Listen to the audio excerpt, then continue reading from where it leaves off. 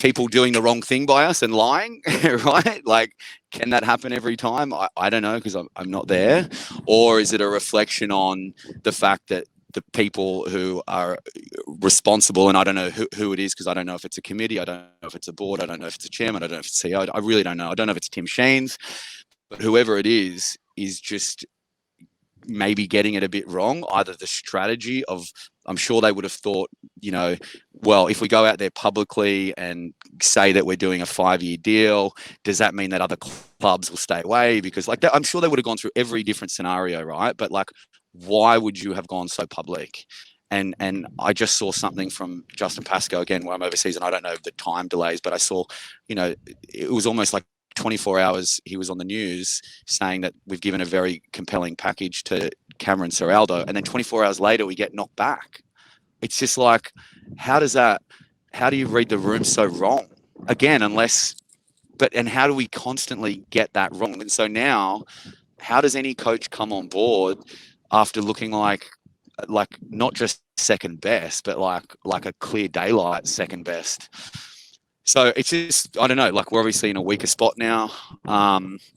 And yeah, I mean, everyone seems to have gone all in on Tim Sheens. Like if you speak to, like if you listen to the chairman or you listen to the CEO, no one, and again, maybe I've misinterpreted or I haven't heard things right, but from what I understand, they are saying that their accountability kind of stops with the performance on the team. They don't have any there's no correlation between their accountability and the performance of our team, because that's what the coach does. And they're only responsible for making sure that the football club is viable and that they have enough money to go and spend money on the football department, whether that's the coach, having Tim there, having all these things. And so I guess my frustration is kind of, well, we've been through a lot of coaches. Success hasn't improved. They're telling us that they've got football competence.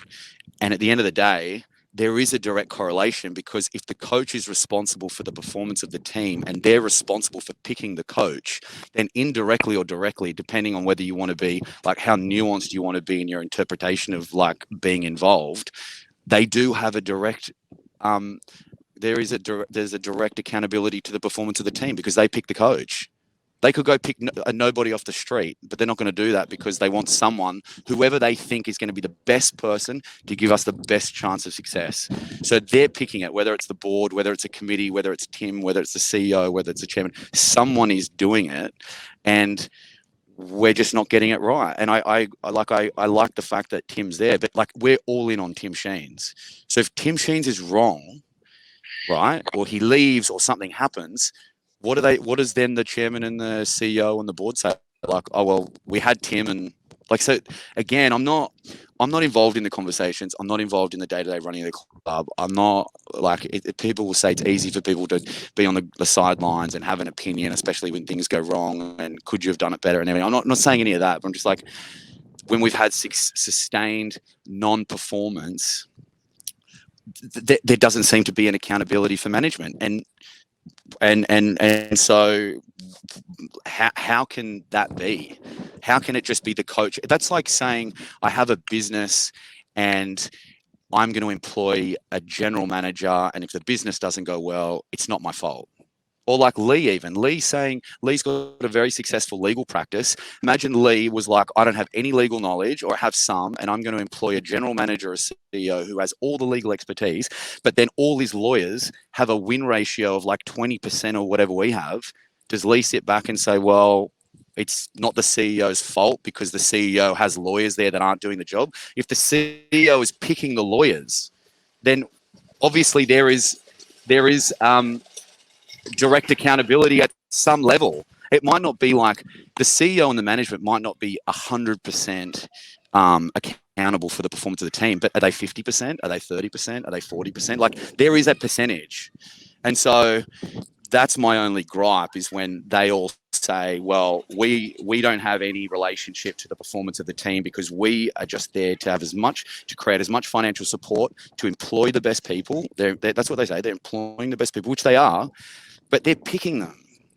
Like, so now we don't have Cameron Ciraldo. We're talking about a development coach, right? This whole narrative at the moment about the Tigers is all you can hear is pathways, development, blah, blah, blah. But as I was saying to Rob the other day, like, we've won this Harold Matts thing once, right? I mean, I don't know what our juniors like, but every year before us, there have been some team that has won it, but you don't hear about all these other teams, whether that was the Sharks or Penrith or Para or whoever it was, or St. George, them saying, we've got the best juniors coming through. But for us, we have 1 year with a bunch of 19-year-olds or whatever winning it, and all of a sudden, we're set for the next 10 years. We just need to find a coach.